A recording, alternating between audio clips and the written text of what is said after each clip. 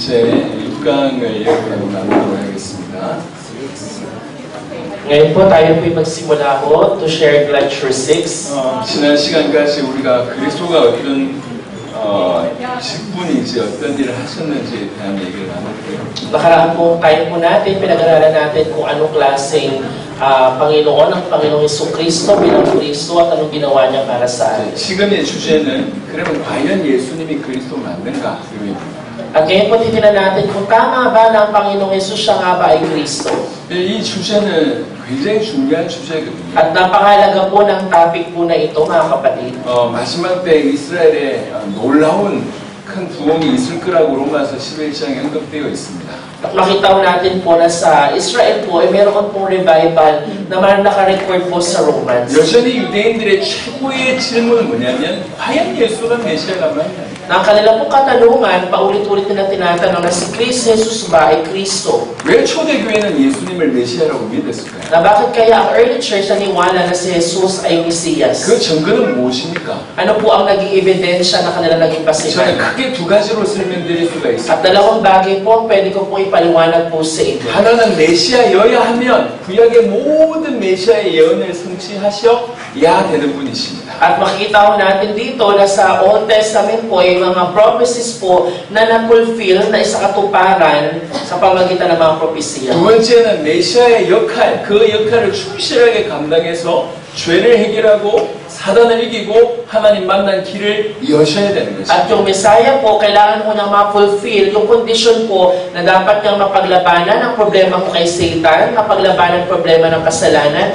at muli ibalik ang tao sa kanyang connection sa Diyos. 그래서 크게 두 가지를 한번 살펴보도록 하겠습니다. At tingnan mo natin itong dalawang bagay na to na magpapatunay na si Jesus nga ay Kristo. 구약에 예언되어 있는 그 메시아의 300가지 이상, 약 400가지 이상의 예언을 과연 성취하셨는가? At makikita ko natin dito kung tunay nga ba na sa mga prophecies po sa Old Testament ay naisa katuparan para mapatunayan na si Jesus ay Kristo. 이런 데 관심 있는 미국의 저명한 수학자가 한번 계산을 한 적이 있어요. At meron pong isang tao po na may interest po patungkol sa mga prophecies na to at kanya pong nirecord lahat ng mga prophecies. 그 구약의 예언 중에 가장 중요한 예언 7가지가 한 사람에게 이루어질 확률이 어느 정도인지를 계산을 해봤어요. At ang kanyang ginawa ko, doon po sa mga prophecies na napakarami, tinignan niya po doon sa 7 natupad, at tinignan niya po yung percentage kung ito po ba ay tunay na naisakatuparan. 우리 필리핀의 동전 10페소짜리인가요?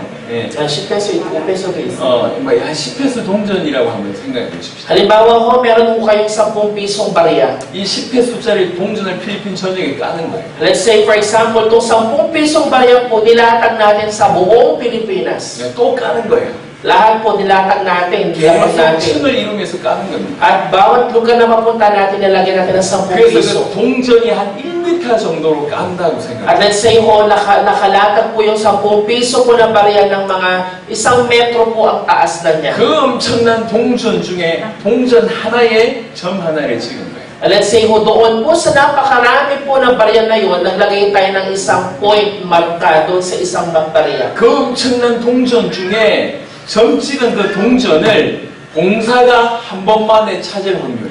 At tinanong ko natin kung gaano kaya kalaki ng percentage na may isang tao na hahanapin niya yung 1 barya na merong tatak. 그게 한 사람에게 7가지 예언이 성취될 확률이 그 정도라고 합니다. At yun po yung sinasabi ko nitong tao na to na gano'n yung percentage para malaman kung naitupad ba itong fulfillment po ng prophecy. 근데 300가지 아니면 400가지 예언이 한 사람에게 성취된다? 하나님이 아니면 불가능합니다. Dahil po kung ang tao po, sabi ko niya, kung ito 300 prophecies na to po ay naisa katuparan, kung sa gawa lang ng tao, imposible. Kulit sa Panginoon po, imposible. 몇 가지 예언을 한번, 그 중에도 몇 가지를 한번 At doon po sa 300 prophecies na ito, tingnan po natin ang ilang mga bagay po, prophecies. 먼저는 창세기 22장 17절 18절에 아브라함의 후손으로 오신다는 말씀이 있습니다. Tingnan po natin po ang Genesis chapter 22 verse 17 to 18 na nagsasabi ho ng seed of Abraham.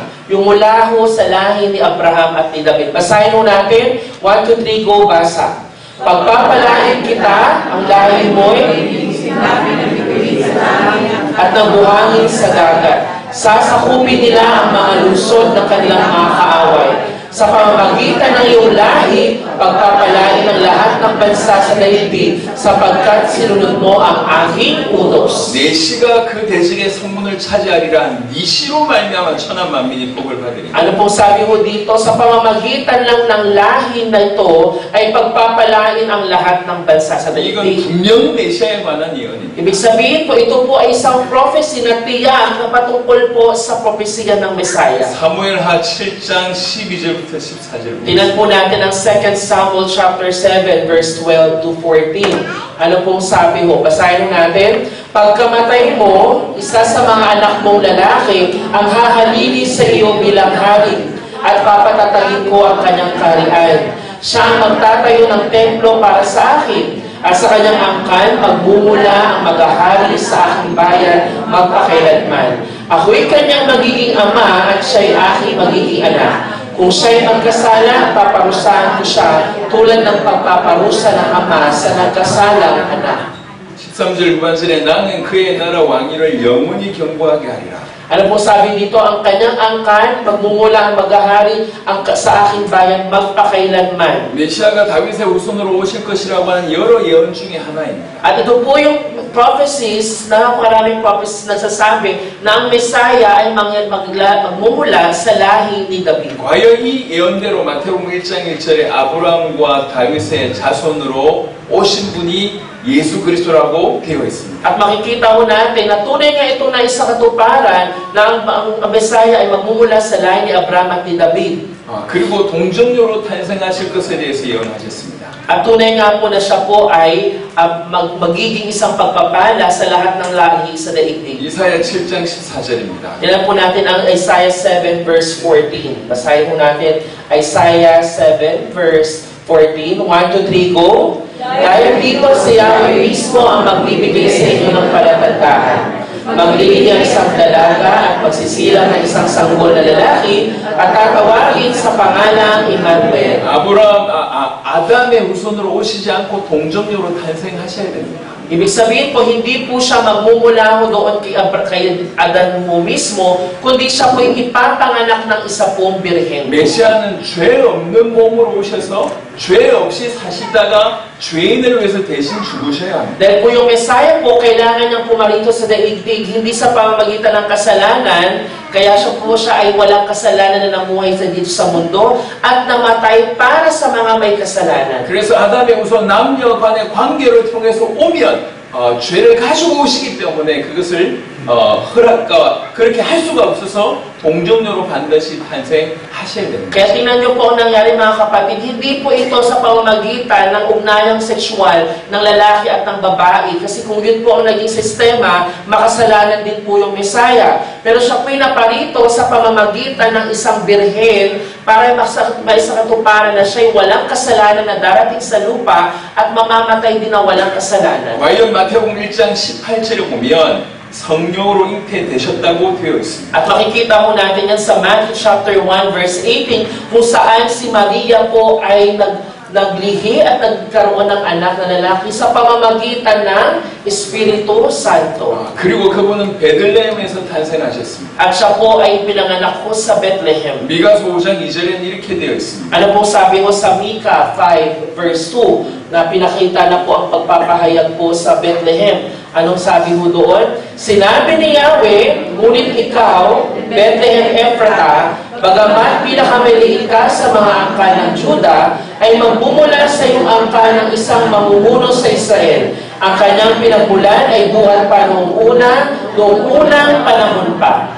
이스라엘 다스릴 자가 베들레헴에서 나올 것인데 그 다스릴 자의 근본은 상고의 영혼에 있다고 얘기합니다. 틀림없이 메시아에 관한 예언입니다. At ito pong mga bagay muna ito na sabi, ang Messiah po magmumula sa lupain ng Bethlehem ay patuloy po na nagpapakita ng propesiya patungkol sa parating na Messiah. 마태복음 2장 1절에 유대 베들레헴에서 나시메라고 되어 있습니다. At ganoon din po ang sinasabi sa Matthew chapter 2 verse 1 ng Panginoong Jesus ay pinanganak sa Bethlehem sa Judea. 수많은 예언들이 예언되어졌고 성취되었습니다. At yung mga prophecies po na pinahayag noong umpisa ay naisakatuparan pagdating dito sa bagong tipan. 예수님의 탄생 시에, 탄생 무렵에 헤롯 왕이 유아들, 어린아이들을 학살할 것이라고 하는 것이 예레미야에 예언되어 있습니다. At maging din po yung pamumuno ng King Herod at yung kanyang kautusan na papatayin lahat ng mga pangalan na lalaki ay naisulat din po na itala din sa mga propesya. 마태복음 2장에는 그 기록들이 정확하게 되어 있습니다. At makikita ho natin po yung record na yan sa Matthew chapter 2. 이사야 9장 1절에는 갈릴리에서 전도하실 것에 대해서 예언되어 있고요. At maging din po sa Isaiah po kung saan makita natin sa Galilee. 예수님의 사역 대부분이 갈릴리에서 전도하신 부분들을 우리가 익히 알고 At 있습니다. alam din po natin na majority po ng ministeryo ng Panginoong Jesus ay naganap po malapit sa Galilee o sa Galilee mismo. 시편 78편에는 비유로 말씀하실 것에 대해서 말씀하셨고 Maging din po sa Psalm 73, nangusap po siya sa pamamagitan po ng mga parables. 마태복음 13장에는 그 언급이 되어 있습니다. At ganoon din po sa Matthew chapter 13. 모세는 신명기 18장에 나와 같은 선지자 하나를 보내실 거라고 말씀하셨고 Ganoon din po dun sa Old Testament kung saan si Moses ay inutulad din po sa isang priest. 지금 얘기하는 것은 그냥 이렇게 여러 예언 중에 하나를 몇 가지를 설명드리는 겁니다. 교재에 넣는 겁니다. Ito po mga sinasabi ko po ngayon, wala po siya doon sa inyong handout, pero ito po ay supporting po ng mga verses para lang patunayan itong mga prophecies. 시편 41편에는 친구에 의해서 배반당할 것에 대해서 예언되어져 있습니다. Maging din po sa Psalm 41 kung saan nakatanggap po siya ng denial, betrayal po sa kaibigan. 그리고 놀라운 것이 은 30에 팔린다고 하는 네 번째 메시지입니다. Pero makikita po natin ang surprising po na katotohanan po dun sa pang-apat na siya po yung pinagbili ho sa 30 piraso ng pila. 스가랴 11장 12절 13절 보시도록 Tingnan mo natin yung Zechariah chapter 11 verse 12 to 13. Ano pong sabi? Pakibasa natin ang sabay-sabay mga kapatid. 1, 2, 3, go! Basa!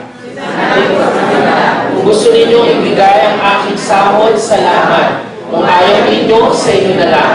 At binigyan nila ako ng 30 pirasong pila bilang sahod. Pagkatapos sinabi sa akin ni Yahweh, ilagay mo yan sa kabangyaman ng templo, kaya kinuha ko ang 30 pirasong pila bilang pasahod nila sa akin at ganoon nga ang aking ginawa. 여러분 스가랴 예언은 사실은 굉장히 소름 끼칩니다. Alam niyo po talaga kung makapatindig balahibo itong pong prophecy po ni Prophet Zechariah. 예수님의 품삯이 은 30개라고 되어 있습니다. Dahil po yung pagkabitray din sa Panginoong Jesus ay nag-amount din sa 30 pieces of silver. 은 30개는 그때 당시에 노예 한 명의 가격이었습니다. Noong panahon ho na yun, yung 30 pieces of silver po ay katumbas ng sahod ng isa pong alipin. 노예 한 명의 가격으로 예수님 메시아이신 예수님을 팔았다는 거예요. Kaya nang ibig sabihin po, sa amount po ng isang sahod ng alipin ay pinagbili ho ang Panginoong Hesukristo. 팔고 나서 가룟 유다는 후회했습니다. Kaya naman po, di ba ho, si Judas Iscariot, kung kanya pong pinagkanulo ang Panginoong Jesus, siya po ay nagkaroon ng remorse at pagsisisi sa sarili niya. 그리고 목매달아 자살했죠. At siya po ay nagpakamatay. 여러분 후회하는 거하고 회개하는 거하고 다릅니다. Kaya magkaiba po yung regret sa tunay po na repentance. 가룟 유다는 후회했지만 회개하지 않았습니다.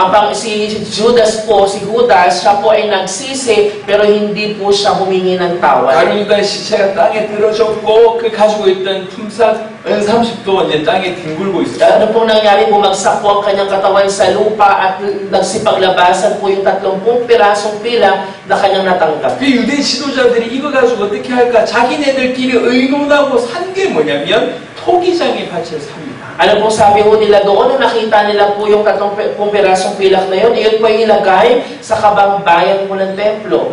이게 예언되어 있는 건데 그분들이 예언을 성취하려고 그랬을 리는 만무하죠. Pero di ba ho, hindi ho ito talagang aksidenteng nangyari, kundi ito po yung na-prophesy na mula pa sa umpisa. 너무 세밀하게 그것 이렇게 성취가 되는 것을 보게 됩니다. Ibig sabihin po, makikita natin kung paanong tiyak at eksakto yung pagkakasakatuparan ng mga propesiya patungkol sa Panginoon. 시편 69편에는 쓸개탄 포도주를 마실 것에 대해서 예언되어 있습니다. Makikita ho natin po sa Psalm 90 din po yung patungkol po sa ubas. 마태복음 27장에는 우술초에 그 쓸개탄 포도주를 적셔서 이렇게 입에 대시는 장면이 나옵니다. And makikita po natin dito sa Matthew 27 po, kung saan po sila po ay nagbahabahagi po ng katawan ng Panginoong Hesukristo, pinagdaruan po nila ang Panginoong Jesus ang kanyang pong damit. 그리고 신명기 21장 22절 23절에 보는 대로 나무에 달리실 것에 대해서 예언되어져 있습니다. At pinakita din po doon na yung salita ho ng propesiya kung saan ang katawan po ay nabaybay sa isang punong kahoy.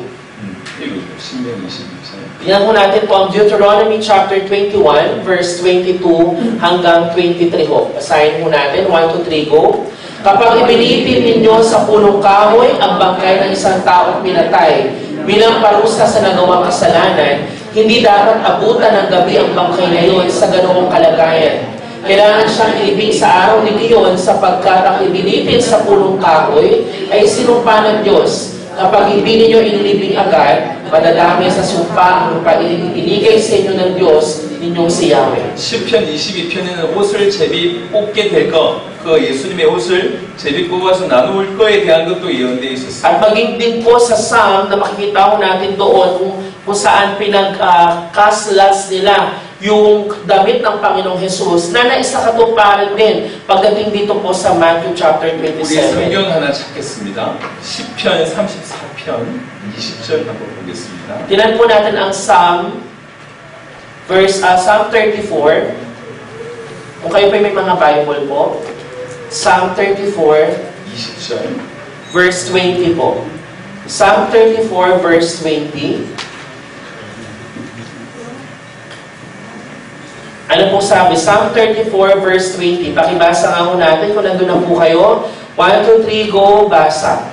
He protects all his bones, not one of them will be broken. 그의 모든 뼈를 보호하시고 그 중에서 하나도 끊기지 아니하도다라고 되어 있습니다. Ano po sabi dyan? Poproteksyonan niya ang kanyang mga buto at walang ni isa doon ang mawawasak. 그럼 십자가를 이렇게 지면 몸의 하중이 밑으로 다 이렇게 쏠려요.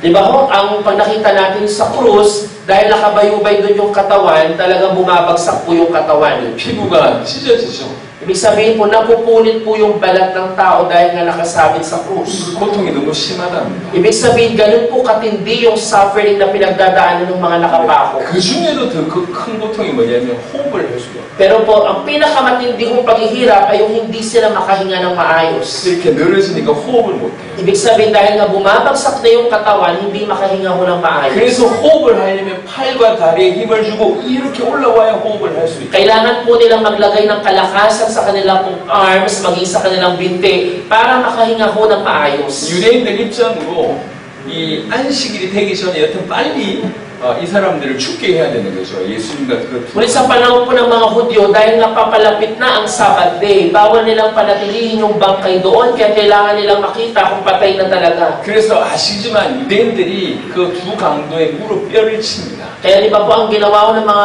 Jewish people, winasak nila, pinalo nila yung binti, yung legs ng Panginoong Jesus para mas mapahirapan. 무릎 뼈를 치면 힘을 줄 수가 없어요. 그러니까 dahil 질식에서 죽게 되는 거예요. ang mangyayari ho dahil nga pag in-injury mo na yung tuhod, yung bandang binti, hindi na makakatayo ng maayos, mahihirapang huminga. 근데 예수님은 이제 무릎뼈를 치려고 가는데 이미 이게 운명을 하신 거예요. Pero ang Panginoong Jesus, kahit na gano'n yung kalagayan ng kanyang paa, dahil nga may kalakasan pa rin po siya, inahinga po siya kahit papaano. 허리에 창을 찌르잖아요. Kaya anong ginawa mo ng mga soldier, siya po'y tinusok sa kanyang tagiliran. 이거는 예수님이 살아서 어떻게 한 게 아닙니다. Hindi po ito nangyari dahil po'y ginusto ng Panginoong 이 Jesus. 모든 내용조차도 기가 막히게 하나님께서 능력으로 행하신 거죠. Ibig sabihin po, dahil lamang po ito sa kapangyarihan ng Panginoong Diyos, na ito po'y naisakatuparan bawat isang propesiya na naipahayag. 예수님은 뼈가 꺾이지 않았어요. Alam niyo po, ang nangyari, ang buto ng Panginoong Jesus, hindi po nabasag, hindi po 여러분, nagbubiyak. 지금 이거는 우리에게는 별로 중요하지 않지만 과연 예수가 메시아가 맞냐라고 고민하고 있는 수많은 유대인들과 전 세계 사람들에게는 굉장히 중요한 메시지. Alam niyo po ba sa atin, parang wala lang itong kwenta, parang normal lang. Pero imagine niyo po sa mga Hudyo na tunay po nag-check kung si Jesus ba ay tunay na Messiah, napakahalaga ho ng mga prophecies na ito na naisakatuparan. 그래서 복음서 중에 유대인들에게 뭔가를 쓰는 복음서에는 수많은 구약의 인용들이 있습니다. Kaya naman po, pag tinignan po natin the book of the gospel, marami po doon ang gumamit po ng mga salita mula sa Old Testament para lang patunayan na ang Panginoong Jesus po ay Messiah. 그 구약의 인용을 통해서 봐라, 이 예언을 성취하신 예수님이 우리가 겉으로 고대하던 메시아가 아니냐, 요 얘기죠. Kaya ho dun sa gospel, may mga pagpapatunay na tingnan nyo ito, gamit po yung mga prophecies na naisulat sa Old Testament na magpapatunay na tingnan nyo si Jesus nga, ang Mesiyas, ang ipinangako para sa inyo. 이사야 53장 9절에는 부자의 묘에 장사되실 것을 예언했습니다. Ano pa po sabi sa Isaiah 53 verse 9? Yung kanya pong libingan ay ipinagamit ng libingan po ng isang mayaman. Ano pong sabi? 1, 2, 3, go. Siya'y inilibing na kasama ng masasama at mayayaman, kahit na siya'y walang kasalanan o nagsabi man ng kasinungalingan. 마태복음 27장 57절 보겠습니다. Tingnan ho natin naman Matthew 27 verse 57. Basahin ho natin lahat ng sabay-sabay. Nandiyan pa ho kayo? Sige po, basahin natin. 1, 2, 3, go! Pagsabit ng dilim, natagasunod din ni Jesus.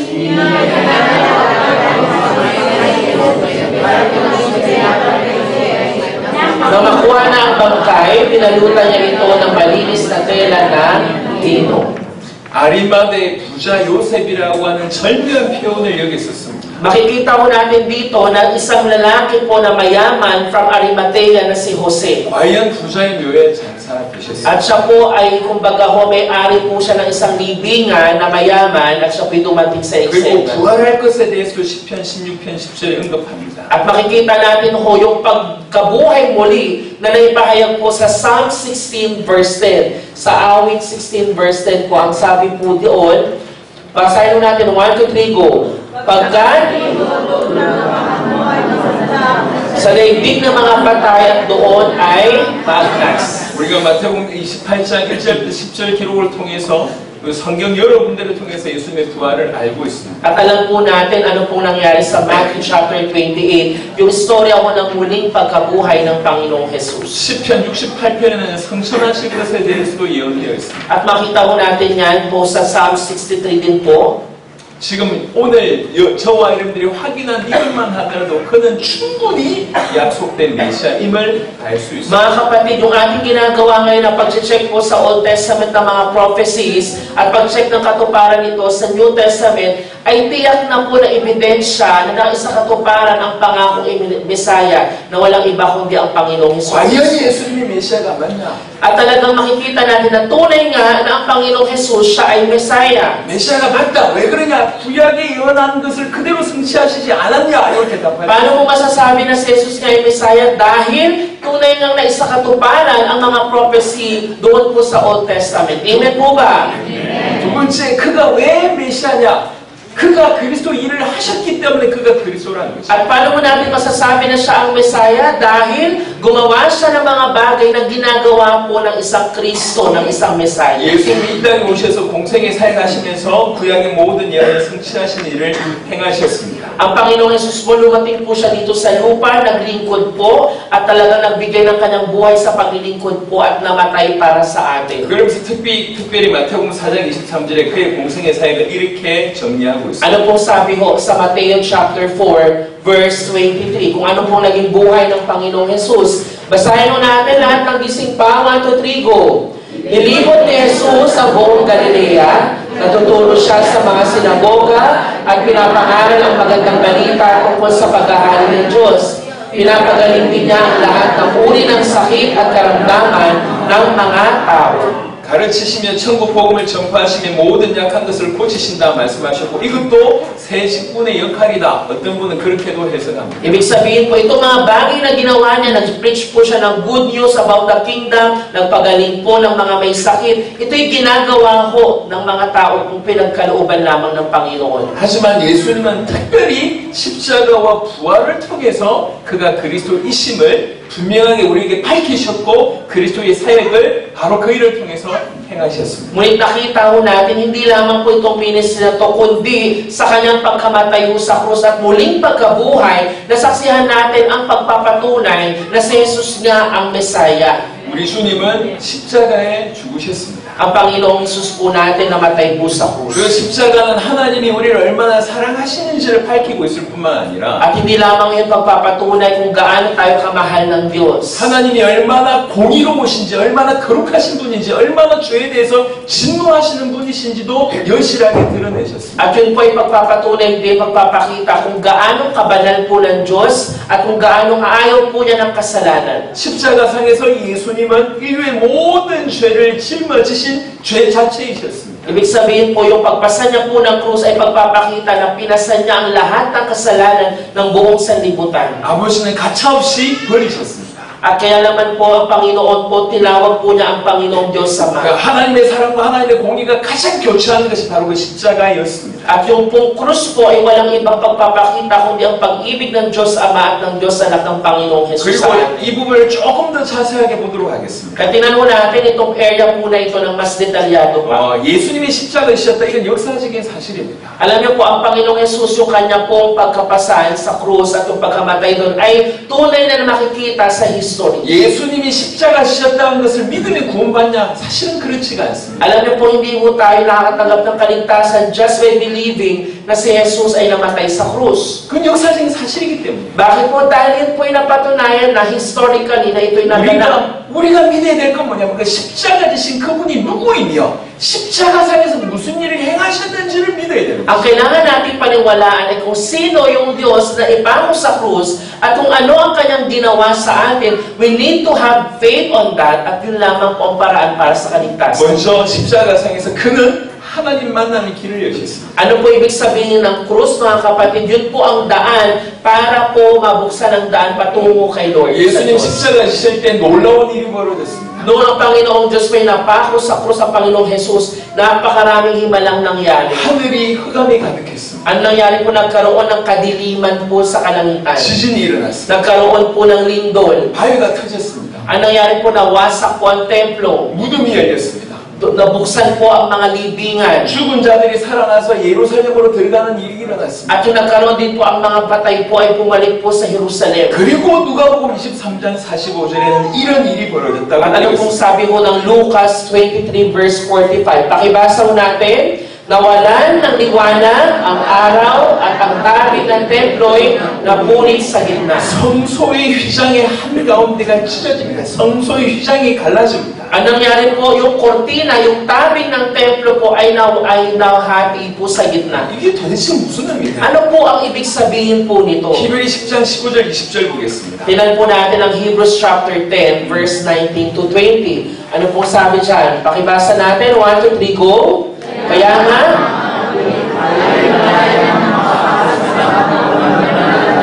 dahil sa dugo ni Jesus, binuksan niya para sa atin ang isang bago at buhay na daang naglalabos hanggang sa kabila ng tabing. At ang tabing na ito ay ang kanyang katawan. 이 구절은 참으로 놀랍고 아름다운 구절입니다. Alam niyo po talaga po kamangha-mangha at napakaganda ng verse po na ito. 성막 안에 성소가 있습니다. 성소 가운데 휘장이 있고 성소 그 안쪽을 지성소라고 얘기합니다. Di ba po, alam po natin doon po sa tabernacle, meron po tayong tinatawag na holy place, may tinatawag tayong the most holy place, yung holy of holies, at ang meron po doon pagitan po na kortina na naghihiwalay po sa parte na yon. 그 지성소에 대제사장이 1년에 한 차례 대속죄일 날 들어간다고 히브리 9장 7절에 언급되어 있습니다. At ang nangyayari po, yung mga high priest, sila lamang po ang may kakayahan po, isang beses, isang taon po, during the Day of Atonement po, na makapasok po doon at makatagpo ang presensya ng Panginoon. 들어가기 전에 자기의 죄와 백성들의 죄를 해결한 채로 들어가야 돼요. At yung mga high priest, bago sila maghandog para sa buong bayan ng Israel, kailangan muna sa kanila mismo, humingi sila ng tawad, ayusin yung kanila pong mga kasalanan. 죄 있는 상태로 지성소에 들어가서 하나님을 만나게 되면 죽게 됩니다. Dahil po kapag ikaw bilang isang high priest, hindi ka humingi ng tawad at di nagsisi sa kasalanan mo, pumasok ka doon sa holy place, ano pong mangyayari? Mamamatay po sila. 그래서 제사장의 그 옷 안에 그 옷에는 방울이 달려 있습니다. Kaya po doon sa ilalim po na suotan, sa garment po ng priest, merong bell na nakalagay para pag sila po'y natigo, maririnig po hindi na tumutunog yung bell. 제사장이 들어갈 때는 줄을 묶어서 들어갑니다. Kaya po sila po, meron po silang tali na tinatali sa kanilang katawan at papasok po sila doon sa holy place. 혹시 혹시 죄가 해결되지 않아서 지성소에 들어가서 하나님 만나 죽게 되면 꺼내야 되니까 줄로 꺼내는 거예요. Ang mangyayari po, pag sakaling sila'y mamatay sa loob, ano pong gagawin? Hihilahin na lang po yung lubid na nakakabit sa kanilang katawan. 그래서 휘장 안으로 들어가는 것은 엄청난 영광이면서 엄청나게 두려운 거예요. Ibig sabihin mga kapatid, yung pagpasok doon sa holy place, that is a very glorious opportunity na makapasok. Isang napakalaking bagay na makapasok ka sa presensya ng Panginoon. 우리 구약인데 만약에 이 목사님께서 내일 지성소 안에 들어가야 된다고 칩시다. Halimbawa po, example lang, ito si Pastor. Si Pastor po ay bukas sinabi natin papasok ka sa holy place. 어떤 마음일까요? Ano kaya ang mararamdaman ni Pastor? Sinabihan siyang papasok siya sa holy place. 아 할렐루야 내 지성소에 들어간다. Ano gagawin niya? Mag-enjoy? Papasok ako sa holy place bukas. Ganun ba? Mag-enjoy ba siya? 들어가서 핸드폰 뭐 이렇게 Talaga, magsiselfie ba siya sa loob? Kasi na-excite siya eh. 그럴까요? Ganun ba ang gagawin niya pag nalaman po niya yon? 아닐 겁니다. 굉장히 두려울 겁니다. Hindi ho, talagang mapupuno ka ng takot kasi di mo sure kung may kasalanan ka ba o wala. 이게 구약이었어요. Yun po yung Old Testament na sistema. 근데 예수님이 십자가 지시는 순간에 그 휘장이 찢어진 거예요. Pero mga kapatid, tinanong natin, ang Panginoong Yesus nung siya napako sa krus, ang nangyari, nawasak po ang tabing ng templo. 히브리 10장 20절은 뭐라고 얘기했냐? 이 휘장은 그의 육체다라고 얘기합니다. Ibig sabihin ng sinasabi sa Hebrew, itong kortina na to o tabing ay nagpakahulugan sa katawan ng Panginoong Yesus. 휘장 가운데로 열어놓으신 새롭고 살 길이, 새로운 길, 살 길이 열렸다는 거예요. Ibig sabihin po, sa pamamagitan ng pagkawasak, sa pagkahati ng katawan ng Panginoong Jesucristo, nagbigay siya sa atin ng panibagong daan, ng fresh new way para po tayo muling makatagpo ang Panginoong Diyos. 그래서 누구든지 예수의 피를 힘입으면 성소에 갈 수 있다는 거예요. 다른 말로 하나님 만날 수 있다는 얘기입니다. Ibig sabihin po, kung sino man sa atin ang covered by the blood of Jesus Christ, meron po tayong kakayahang makapasok sa templo at makatagpo po ang Panginoong Diyos. Amen po ba? 누구든지 하나님 만날 수 있는 그 길을 바로 그 십자가상에서 자기 육체를 찢으심으로 여셨다는 거예요. Kaya naman po ang Panginoong Jesus sa pagkawasak ng kanyang katawan ay nagbigay po ng daan para kung sino man na nais lumapit sa Panginoong Diyos ay makakalapit na sa pamamagitan ng dugo ng Panginoong 그래서 Jesus. 히브리 10장 19절 20절은 너무 아름답고 너무 놀라운 구절. Kaya naman po napakaganda at napaka-amazing po ng Hebrews chapter 10 verse 19 to 20. 그래서 과연 요한복음 14장 6절대로 예수께서 이르시되 내가 곧 길이요 진리요 생명이니 나로 말미암지 않고는 아버지께로 올 자가 없느니라. Kaya nga po ang sabi sa 1:14 verse 6, sabi ng Panginoong Jesus, Jesus answered, ako ang daan, ang katotohanan at ang buhay. Walang sino mang makakalapit sa Diyos Ama kundi sa pamamagitan ko lamang.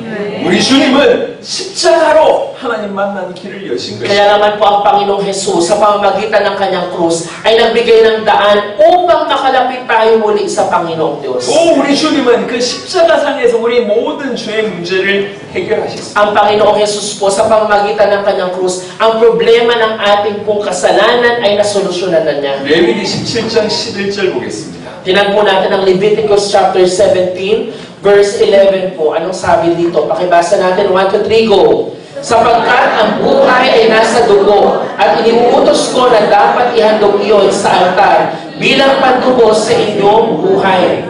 생명이 피에 있으므로 피가 죄를 속한다고 되어 있습니다. Ano pong sabi dyan? Yung buhay po ay nasaan? Nasa dugo. 히브리 9장 22절입니다. Tinan mo natin sa Hebrews 9 verse 22. Pakibasa mo natin. 1, 2, 3, go!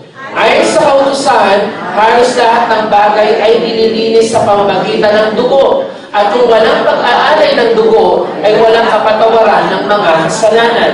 피만이 죄를 속할 수가 있어요. Ibig sabihin po sa pamamagitan lamang po ng dugo ay mayroon pong buhay. 조건이 있습니다. Ngunit meron pong kondisyon. 죄 없는 피여야 합니다. Kailangan po ng isang dugo na wala pong kasalanan. 그래서 구약은 죄 없는 자가 없지 않습니까? Kaya nga po, di ba, wala po sa Old Testament, wala pong dugo na wala pong kasalanan. 그래서 하나님께서 임시적인 방법을 허락해 주셨어요. Kaya binigyan ng Panginoong Diyos ng daan para yung mga Old Testament people makapaghandog kay Lord. 그 죄의 크기에 따라 제물을 선택합니다. Di ba ho, depende sa kung anong kasalanan ng kanilang nagawa, yun po yung offering na kanilang ibibigay. 죄인이 그 제물을 데리고 양이나 나염소 데리고 제사장 앞에 서는 겁니다. Ang nangyayari po, nagdadala po sila ng mga tupa o di nga kambing at daladala yun ng high priest at ire-ready para ihandog. 이 제물의 조건은 흠이 없어야 돼요. Ibig sabihin po, wala pong kahulugan ito pong kanilang inihahandog. 그래서 제사장 앞에서 자기의 죄를 고백하고 그 죄를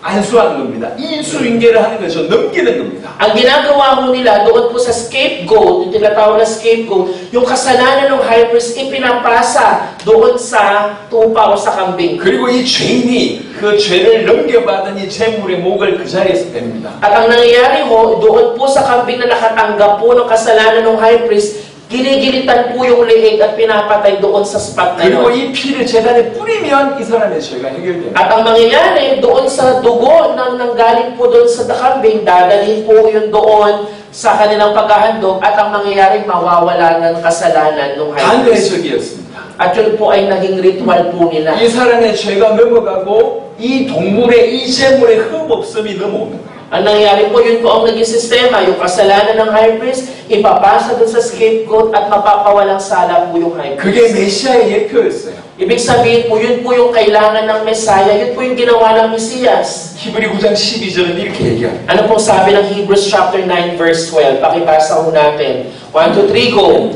Minsan lamang pumasok si Kristo sa dakong kabanal-banalan at iyo'y sapat na. Hindi dugo ng mga kambing at kuya ang kanyang inihandog, kundi ang sarili niyang dugo upang magkaroon tayo ng walang hanggang kaligtasan. 자기의 피로 영원한 속죄를 이뤘다고 얘기합니다. Ibig sabihin po, sa pamamagitan ng dugo ng Panginoong Jesus, nakatanggap tayo ng walang hanggang kaligtasan. 하나님이 육신을 이루신 그분의 그 피, 그 예수님의 피의 능력은 어느 정도일까요? Ang Panginoong Diyos po na katawang tao, sa pamagitan ng katawan ni Jesucristo, yung kanyang dugo po ang siyang naging dahilan.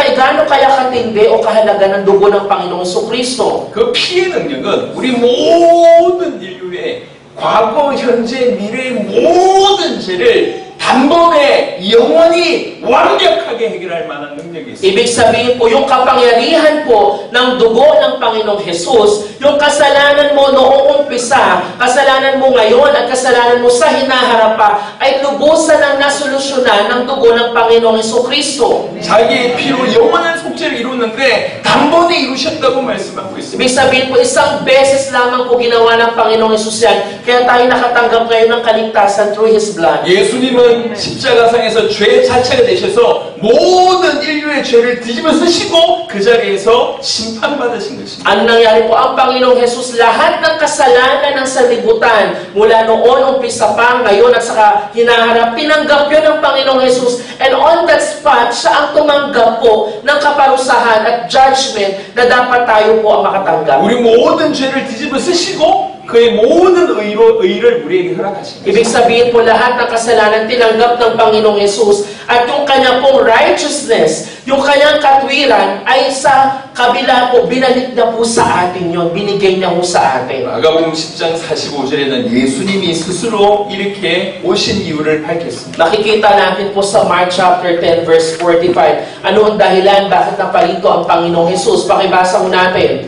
Sapagkat ang anak ng tao ay naparito hindi upang paglingkuran, kundi upang maglingkod at upang mag-alay ng kanyang buhay para sa ikatutubos ng marami. 자기 목숨을 많은 사람의 대속물로 주려 함이라고 말씀합니다. Ang Panginoong Jesus po, sa pamagitan ng kanyang buhay, ay iniligtas niya ang tao bilang greatest gift para sa atin. 예수님은 십자가로 우리의 죄의 문제를 해결하셨습니다. Ang Panginoong Jesus po, sa pamagitan ng kanyang krus, ay nasolusyonan po ang problema po ng kasalanan. 그리고 골로새 2장 15절에 명확하게 얘기했습니다. 십자가로 그들을 이기셨느니라. Ano pong sabi ho ng Colossians chapter 2, verse 15? Ano pong napagtagumpayan po niya? Pakibasa ho natin.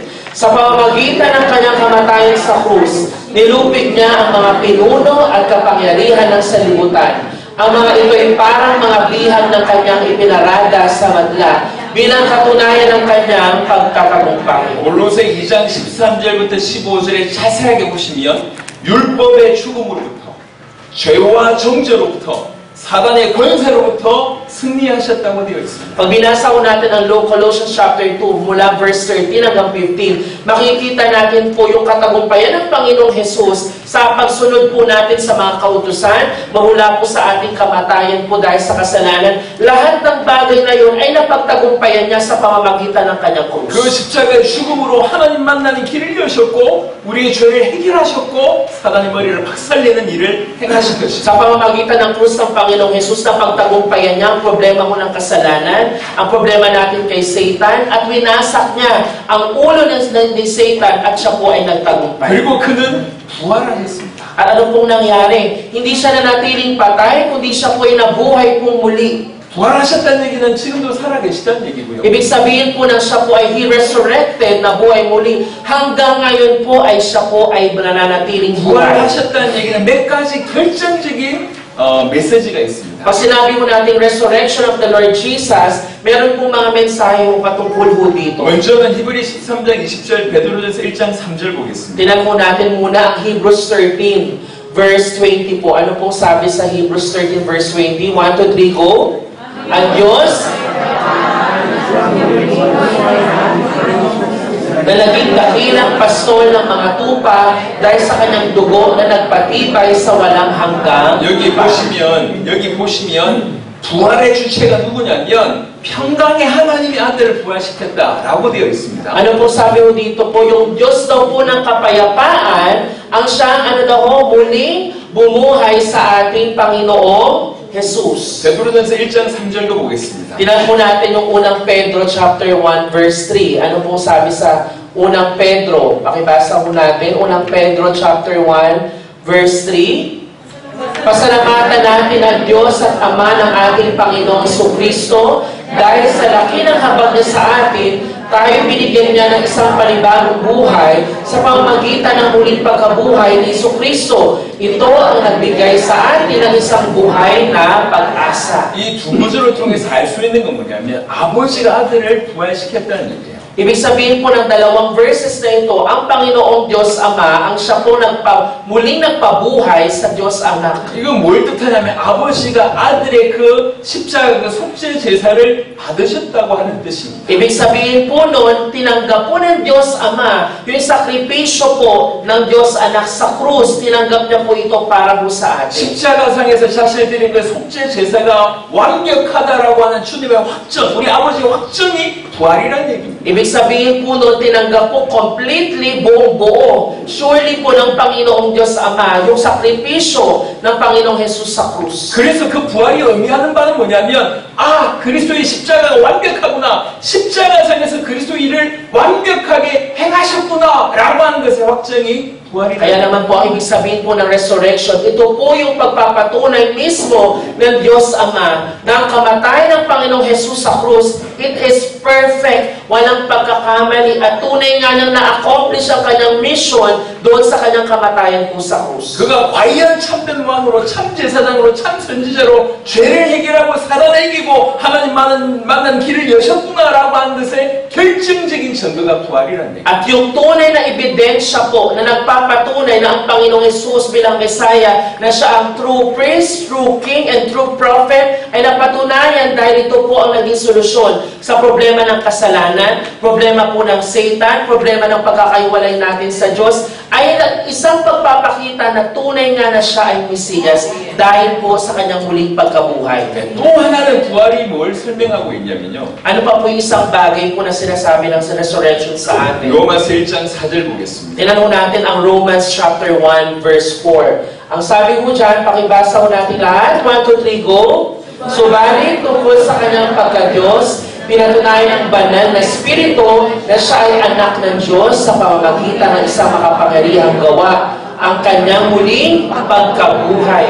이 구절을 보면 부활의 주체가 그리스도이신 예수님인 것을 보게 됩니다. Ibig sabihin po nito na ang kanya pong pagiging anak ng Diyos ay napatunayan daw po sa pamamagitan ng kanyang makapangyarihang gawa, ng kanyang pagkabuhay muli. 아버지가 아들을 부활시켰다는 말도 맞고 아들이 부활했다는 말도 맞습니다. Ibig sabihin po na tama po yung kahulugan ng Diyos Ama siyang nagbuhay sa kanyang anak at mismo ang Diyos Anak po ay may kakayahang mabuhay pong muli. 예수님이 부활했다는 얘기는 다른 말로 예수님이 하나님이 부활이라고 하는 증거입니다. Ibig sabihin po nun, the resurrection of Jesus is a living proof that Jesus is God. 그래서 그 부활은 결정적으로 이분이 하나님이다, 하나님의 아들이다 라고 하는 것의 증거입니다. Kaya po ang pagkabuhay po muli ng Panginoong Jesus ay ebidensya na nagsasabi ng Panginoong Jesus, siya ay Diyos. Siya nga ay tunay na Diyos. 그래서 부활은 그리스도의 십자가의 속죄 제사가 완벽했다, 그분이 그리스도라고 하는 것의 확증일 뿐만 아니라 그분이 하나님의 아들이다라고 하는 것의 증거가 바로 부활이라고 하는 것입니다. Kaya po ang resurrection po hindi lamang po nagpapatunay ng Panginoong Jesus siya ay Kristo, na siya ay tumupad at perfect yung kanyang kamatayan sa krus at kanyang accomplishment sa krus. Hindi lang yun, kundi nagpapakita ng Panginoong Jesus siya ay Diyos. 그래서 사도들은 계속 예수의 부활을 전했습니다. Kaya naman po ang mga apostol din po, patuloy nilang tiningnan po ang resurrection. 죽은 자가 살아난 일들이 그전에도 많았습니다. Dahil po may mga tao din po na nagsinungaling patungkol po sa resurrection. 예수님도 죽은 자를 여러 명 살렸습니다. Dahil po may mga tao din po na kayang magbuhay po ng mga patay. 하지만 예수의 부활은 그런 성질이 아닌 것이죠. Pero hindi po gano'n ang pagkabuhay muli ng Panginoong Jesus. 그래서 예수께서 부활하셨다는 말은 다른 말로 예수님이 그토록 기대하던 메시아가 아니냐, 하나님이 아니냐 그 얘기입니다. Kaya po ang resurrection na naganap sa Panginoong Jesus ay pagpapatunay na hindi nga ba siya ang tunay na Messiah, hindi ba siya tunay na Diyos? 예수님은 십자가와 부활로 이 땅에서의 그리스도의 사역을 완성하셨습니다. At yung kanya pong resurrection po ay pagpapakita ng kanya pong fulfillment sa kanya pong ginawang ministeryo dito po sa lupa. 지금은 보좌 우편에서 여전히 그리스도의 사역을 감당하고 계십니다. At makikita ho natin dito, hanggang ngayon po sa kasalukuyan, ang ministeryo pong ginagawa ng Panginoong Jesus. 대제사장으로 여전히 우리를 위해서 중보하고 계시고 Maging po ang Panginoong Jesus po, kahit nandun po siya nalulukok sa kanang trono ng Diyos Ama, siya po'y nag-i-intercede po para sa atin. 예언자로서 우리에게 여전히 말씀을 주고 계시고 At patuloy po siyang tulad ng isang tunay na propeta, nangungusap po siya sa atin. 우주 만물과 특별히 교회를 통치하고 계십니다. At siya din po ang Diyos na tagapaglikha at siya ang may kontrol ng buong iglesia. 정리하면 예수님은 삶으로 특별히 십자가와 부활로 모든 구약의 예언의 성취를 삶으로 보여주시면서 당신이 그리스도이심을 증거하셨습니다. Kaya naman po ang Panginoong Diyos po pinakita niya na siya ang tunay na Diyos, tunay na Messiah. At sa kanyang buhay mismo ay pinatunayan, nag-testify po siya that He is the true Christ. 십자가 되시고 부활하신 예수님을 사도들이 만나게 되었습니다. At yung Panginoong Diyos ho, Panginoong Jesus, kung siya'y namatay at nabuhay muling, nakatagpo po siya ng mga alagad. 그러니까 죽었던 자가 살아나는 것도 놀랐지만 실제로 이분이 그리스도라고 하는 그 충격이 사도들에게 가게 된 것입니다. At itong mga apostol po, hindi ko sila na-surprise lang dahil nabuhay muli siya physically, kundi tunay nilang napatunayan na itong Jesus na to, siya nga ay tunay na Kristo ang Messiah. 부활하신 예수님을 목격하고 나서 얼마 전까지 3번이나 부인하던 사도 베드로가 예수님을 죽이기로 결정했던 공회 앞에 섰을 때도 천하 인간 중에 구원받을 만한 다른 이름이 있냐라고 당차게 얘기할 정도로 완전히 인생이 바뀌었습니다. Kaya naman po maging si Pedro, nung pagkakarinig pa lamang niya at nasaksihan niya ang pagkabuhay muli ng Panginoong Jesus, wala mo siyang ginawa kundi ibahagi, ipahayag ang Ebanghelyo, kahit ito po ay magiging katumbas pa ang kanyang sariling buhay. 예수님은 그리스도십니다. Ang Panginoong Jesus, He is the Christ. Amen po ba? 그의 삶으로 우리에게 보여주셨습니다. At yung kanya pong buhay mismo ang nagpakita noon at nagpatunay nito sa atin. 이런 결론을 가지고 식사 후에 예수님이 그리스도라고 하는 것을 한번 정리해 보도록 At sa pamamagitan po ng natin po natutunan, after po ng dinner, ay mag-aaral pa po tayo about Jesus is the